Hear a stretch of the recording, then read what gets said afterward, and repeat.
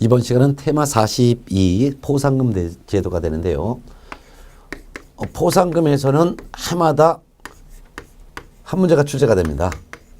이거 포파라치 제도인데요. 여러분들 뭐 불법 중앙선 넘는다든가 하는 거 신고하면은 또는 무단 주차한 거 신고 고발하면 포상금 주는 거 있죠. 그거 똑같이 공인중개사법에서는 부동산 중개와 관련된 위반 행위를 한 사람을 신고 고발하면 포상금을 주도록 되어 있습니다. 자, 그러면 포상금에 대해서 신고 고발 대상자부터 한번 볼까요?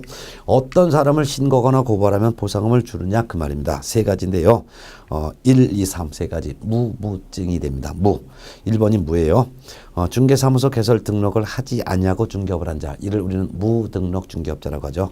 그 다음에 두 번째는 거짓 그 밖에 부정한 방법으로 등록한 자. 주의할 것은 거짓 부정한 방법으로 자격을 취득한 자를 신고 고발하면 포상금 주지 않습니다. 거짓 그 밖에 부정한 방법으로 등록한 자.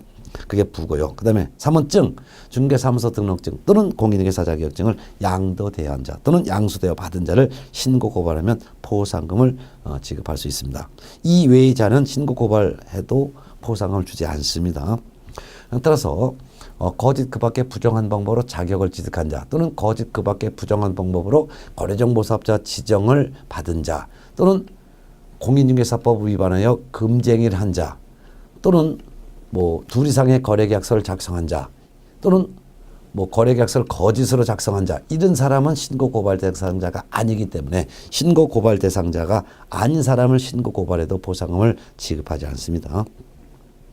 자, 그럼 이와 같이 1, 2, 3 무등록 중개업을 한 자, 거짓 부정한 방법으로 등록한 자, 증, 등록증 또는 자격증을 양도대여한 자, 양수받은 자를 신고하거나 고발을 누구한테 하냐? 신고는 등록관청에, 고발은 수사기관에 합니다. 수사기관이란 경찰청 또는 검찰청을 의미합니다.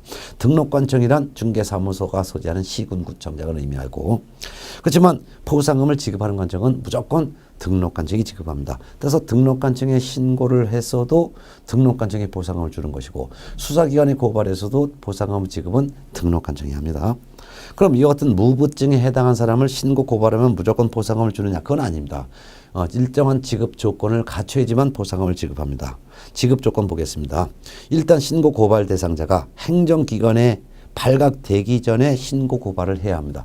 이미 발각된 사람을 신고 고발해봤자 포상금을 주지 않는다 그 말입니다. 이와 같이 행정기관에 의해 발각되기 전에 신고 고발 대상자를 신고 고발을 해야 하며 또한 신고 고발한 사건에 대해서 검사가 공소제기 또는 기소유예 결정을 한 경우에 하나여 지급합니다. 검사가 공소제기했다는 것은 죄가 입증이 됐다 해서 혐의가 인정되어 재판에 회부하는 거예요. 처벌해달라고 검사가 법원에 재판에 올리는 것을 공소제기라고 합니다. 공소제기를 줄여서 두 글자는 기소라고도 합니다. 근데 또는 기소유예 결정을 한 경우에 또 지급할 수 있습니다. 기소유예 결정이라는 것은 검사가 조사를 해봤더니 혐의가 있는 것 같아. 그렇지만 입증을 하기 좀 어려워요. 이런 경우에 검사가 재판에 회부하는 것을 보류하는 조치를 기소유예 결정이라고 합니다. 여지 검사가 공소제기하거나 또는 기소유예 결정을 하거나 둘 중에 하나를 해야지만 포상금을 준다 그 말입니다. 특히 당정표시 검사가 공소를 제기했어요. 근데 재판에 회부했다 이거죠. 근데 법원 판결에 유죄 판결을 받을 수도 있고 유죄 판결을 받을 수 있죠. 유죄 판결을 받건 무죄 판결을 받았건 공소 제기를 했으면 포상금 지급합니다.